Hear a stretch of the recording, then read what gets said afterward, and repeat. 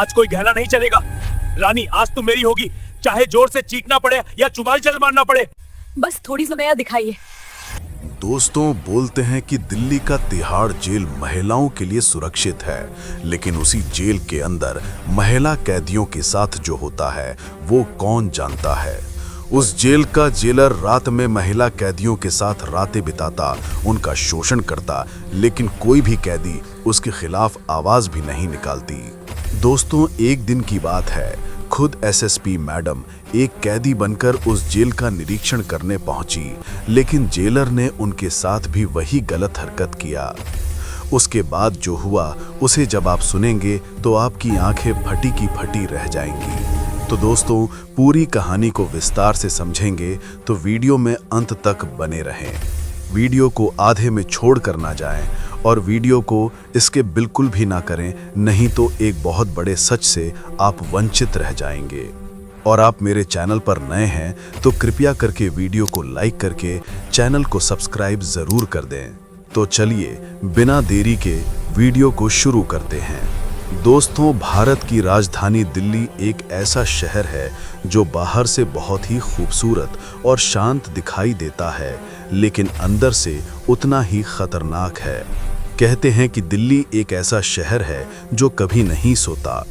दोस्तों, उसी दिल्ली शहर में शिवानी ठाकुर नाम की एसएसपी मैडम अपने पद पर नियुक्त थीं।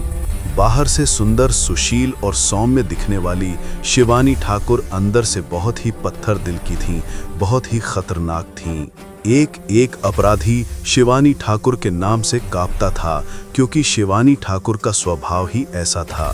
कहते थे कि अगर कोई अपराधी नहीं होता फिर भी वो शिवानी ठाकुर का नाम सुन लेता तो वो उनके डर के कारण ही वो इंसान अपना अपराध मान लेता था।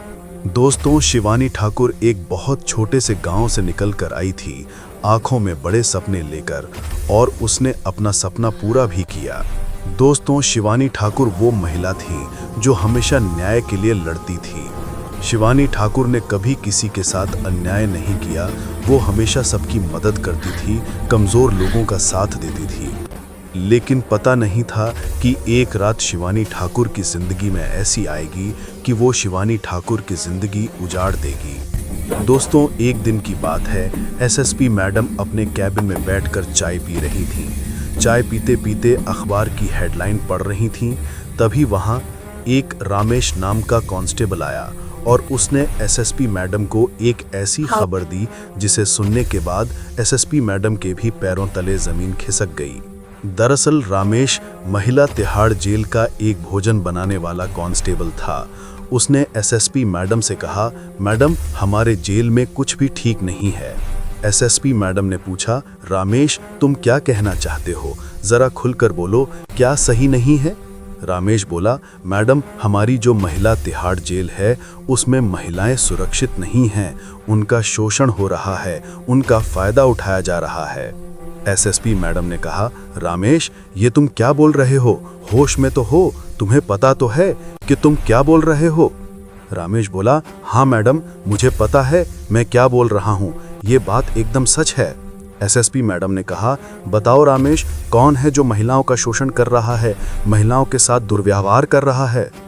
रमेश ने कहा, मैडम, वही पुलिस वाले जो दिन में तो नौकरी करते हैं, पूरी जेल का ध्यान रखते हैं, लेकिन रात में उन्हीं कैदियों के साथ गलत व्यवहार करते हैं।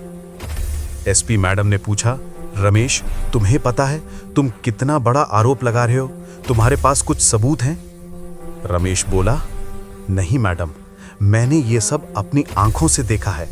आप मेरी बात पर यकीन कीजिए। अगर मैं उन पुलिस वालों से कुछ कहता तो शायद वही पुलिस वाले मेरे साथ भी वही व्यवहार करते जो उन कैदियों के साथ हो रहा है। इसलिए मेरे अंदर हिम्मत नहीं थी उन पुलिस वालों के खिलाफ आवाज उठाने की। इसलिए मैडम, मैंने ये सब बात आपको आकर बताई। अब मैडम भी गुस्से से आग बबूला हो गई, क्योंकि एसपी मैडम को बिल्कुल भी पसंद नहीं था कि किसी भी महिला के साथ अन्याय हो। मैंने आपको बताया है कि शिवानी ठाकुर वो औरत थी जो न्याय से लड़ने के लिए हमेशा तैयार रहती थी। रमेश, तुम्हारा बहुत बहुत धन्यवाद जो तुमने हिम्मत दिखाई। मैं तुम्हें सरकार से अवार्ड जरूर दिलवाऊंगी। लेकिन सबसे पहले मुझे ये बताओ, इन सब तरह का व्यवहार कब होता है? रमेश ने बताया, मैडम, जब सारे पुलिस वाले दिन भर अपनी ड्यूटी करके थक जाते हैं, तब वो रात को उस महिला कैबिन के पास जाते हैं जहां सभी महिलाएं अपनी सजा काट रही होती हैं। एसपी मैडम ने कहा, कोई बात नहीं रमेश, तुम जाओ और मुझे हर एक खबर देते रहना। मैं आज शाम को ही उस जेल का निरीक्षण करने आ रही हूं। अब शिवानी ठाकुर के दिमाग में यही बात चल रही थी कि आखिर महिलाओं के साथ ऐसा क्यों होता है, क्यों हर बार महिलाओं को ही झुकना पड़ता है। दोस्तों, कहते हैं कि महिला का जीवन बहुत कठिन होता है। अगर कोई महिला गलत होती है तो पूरा समाज उसके खिलाफ खड़ा हो जाता है, कोई साथ नहीं देता। लेकिन वो भी एक महिला है, उसे भी किसी के सहारे की जरूरत होती है और एक महिला ही दूसरी महिला को समझ पाती है। दोस्तों, उसी दिन शाम को एसपी मैडम जेल का निरीक्षण करने पहुंची।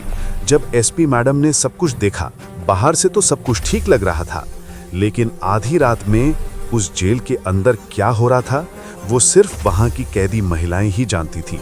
एसपी मैडम ने सब लोगों से पूछताछ की, सारी कैदियों से बात की, लेकिन किसी की हिम्मत नहीं हो रही थी कि वो एसपी मैडम को कुछ बताने की कोशिश करे। एसपी मैडम समझ गई थी कि ये सब अपना मुंह ऐसे नहीं खुलेगी। दोस्तों, अगले दिन एसपी मैडम अपने कैबिन में बैठकर सोच रही थी कि आखिर मैं इन सब का भांडा कैसे फोड़ूं, कैसे उन पुलिस वालों को बाहर लाऊं जो महिलाओं का शोषण कर रहे हैं। तभी एसपी मैडम ने सोचा, अगर मुझे पर्दाफाश करना है तो मुझे ही आज रात जेल में कैदी बनकर जाना पड़ेगा। अब रात आ गई थी जिस रात ने शिवानी ठाकुर की जिंदगी उजाड़ दी थी। लेकिन किस तरह एसपी मैडम ने इन सब से लड़ा और जीती, ये मैं आपको आगे बताऊंगा। दोस्तों, 18 मार्च गुरुवार की रात थी। रात के 2 बजे कुछ पुलिसकर्मी ड्यूटी पर सो रहे थे, कुछ रखवाली कर रहे थे और कुछ पुलिसकर्मी महिलाओं के साथ गलत व्यवहार कर रहे थे। अब एसपी मैडम भी कैदी के कपड़े पहनकर तिहाड़ महिला जेल में घुस गई, लेकिन उसे ये पता नहीं था कि वो जिंदा बाहर आएगी या नहीं, क्योंकि कहते हैं जेल एक ऐसी जगह है जहां खून भी माफ होता है। अगर कोई कैदी किसी कैदी की हत्या कर दे तो भी माफ होता है, अगर कोई पुलिस वाला किसी कैदी को मारे तो भी माफ होता है। रात के 2 बजे कैदी के कपड़े पहनकर शिवानी ठाकुर सबसे पहले जेल के अंदर पहुंची। वहीं उसी इलाके में महिलाएं अपने कैबिन में बंद थीं।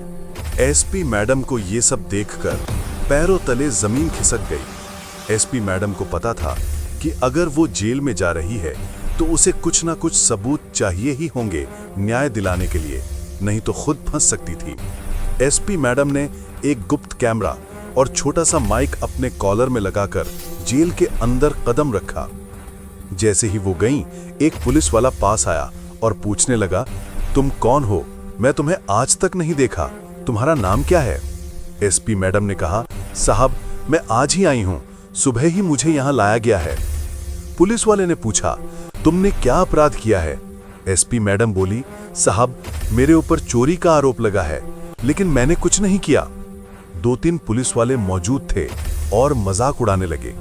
उन्होंने कहा, अरे ये भी कोई नाम होता है, चलो मेरे पैर दबा दो, आज मेरे पैर बहुत दुख रहे हैं। एसपी मैडम ने कहा, साहब, मैं यहाँ अपनी सजा काटने आई हूँ, अभी तक ये साबित नहीं हुआ कि मैंने गुनाह किया है, मैं आपके पैर क्यों दबाऊं? 2 दरोगा बोले, हे, जरा सवाल जवाब मत करो, चुपचाप जैसा सर कह रहे हैं वैसा करो, वरना तुम्हें ऐसे कैबिन में ले जाऊंगा कि तुम बाहर नहीं आ सकोगी। एसपी मैडम ने कहा, चाहे कुछ भी हो जाए, मैं यहाँ पुलिस वालों के पैर दबाने नहीं आई हूँ, मैं अपनी सजा काटने आई हूँ। मुझे झूठे आरोप में फंसाया है, मुझे माफ कर दो, मैं आपके पैर नहीं दबाऊंगी। तभी एक महिला आई और बोली, बेटा, ये जो बोल रहे हैं वैसा करो, नहीं तो ये तुम्हें बहुत जलील करेंगे, तुम्हें बहुत मारेंगे। एसपी मैडम ने पूछा, नहीं, तुम इनसे क्यों डरती हो?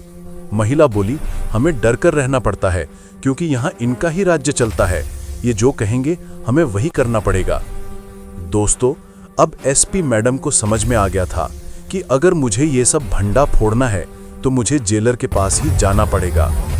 2 दरोगा एसपी मैडम को एक केबिन में लेकर गए। वहां कोई नहीं था, सिर्फ एसपी मैडम और वो दोनों दरोगा। दरोगा कहने लगे, बताओ तुम्हारा नाम क्या है और क्यों इतना सवाल जवाब कर रही हो? दूसरा दरोगा बोला, ये आजकल की लड़कियां अपने आप को ज्यादा होशियार समझती हैं। ये जानती नहीं कि हम अच्छे दोस्त बन सकते हैं लेकिन बुरे दुश्मन भी बन सकते हैं। एसपी मैडम ने कहा, साहब आप दोनों मुझे यहाँ क्यों ले आए हैं? मैंने क्या गलत कहा? दोनों दरोगा बोले, चुपचाप बैठी रहो, आधे घंटे में हमारे साहब आएंगे, वही तुम्हारी सारी हेकड़ी निकालेंगे। तभी एसपी मैडम ने अपनी सच्चाई दोनों दरोगाओं को बता दी और कहा कि अगर आप मेरी मदद करेंगे तो मैं सबूत इकट्ठा करूंगी। अब दोनों दरोगा समझ गए कि क्या करना है और एसपी मैडम को लेकर सीधे जेलर संदीप यादव के पास गए। जेलर संदीप यादव का कमरा था एक आलीशान ऑफिस। दीवारों पर तस्वीरें, मेज पर शराब की बोतल और कोने में आरामदेह सोफा। दोनों दरोगा बोले, साहब ये नई आई हैं और बहुत ज्यादा बोल रही हैं। संदीप ने कुर्सी पर बैठे बैठे कहा, नाम क्या बताया था? एसपी मैडम ने नाम बताया, रुक्मणी। संदीप ने कहा, अच्छा नाम है, लेकिन अब तुम्हारा नाम वही होगा जो मैं बुलाना चाहूं। उसकी आंखों में वैशीपन था। संदीप आगे बढ़कर एसपी मैडम की ओढ़नी खींचने लगा, लेकिन एसपी मैडम ने झटका देकर पीछे हट गई। कांपती आवाज में कहा, डरती हो? जी। संदीप हंसा और बोला, अभी तो शुरुआत है, यहां डरने की नहीं, आदत डालने की जरूरत है। फिर जेलर ने दोनों दरोगाओं को वहां से जाने को कहा और एसपी मैडम को पास आने की हर कोशिश करने लगा। कभी मीठे बोल, कभी धमकी, लेकिन एसपी मैडम हर बार पीछे हटते हुए अपने लक्ष्य को पास लाती रही। जेलर बोला, आज कोई बहाना नहीं चलेगा, रानी आज तुम मेरी होगी, चाहे जोर से चीखना पड़े या चुपचाप मारना पड़े। एसपी मैडम ने डरते हुए 2 कदम पीछे हटकर कहा, मैं आपकी सेवा को तैयार हूं साहब, बस थोड़ी दया दिखाइए। संदीप ने दरवाजा बंद किया। अब अंदर कोई तीसरा नहीं था। एसपी मैडम ने कैमरे के जरिए जेलर की सारी करतूतें रिकॉर्ड करना शुरू कर दिया। जेलर बार बार एसपी मैडम पर हाथ डालता, लेकिन एसपी मैडम ने उसे पास आने नहीं दिया। बातों बातों में जेलर खुद अपने अपराधों के बारे में बता गया, जो सब कैमरे में कैद हो गया। एसपी मैडम ने सोचा, इतना सबूत काफी है, अब मुझे यहां से निकलना चाहिए। एसपी मैडम बोली, साहब आज मुझे बहुत डर लग रहा है, मैं कल अपनी मर्जी से आऊंगी। जेलर हंसने लगा, लेकिन दोनों दरोगा अब कैमरा लेकर पुलिस वालों के पास लौट गए। सारे पुलिस वाले महिला कैदियों का शोषण कर रहे थे और अब सब रिकॉर्ड हो गया। इस तरह से एसपी मैडम ने पुख्ता सबूत इकट्ठा किया।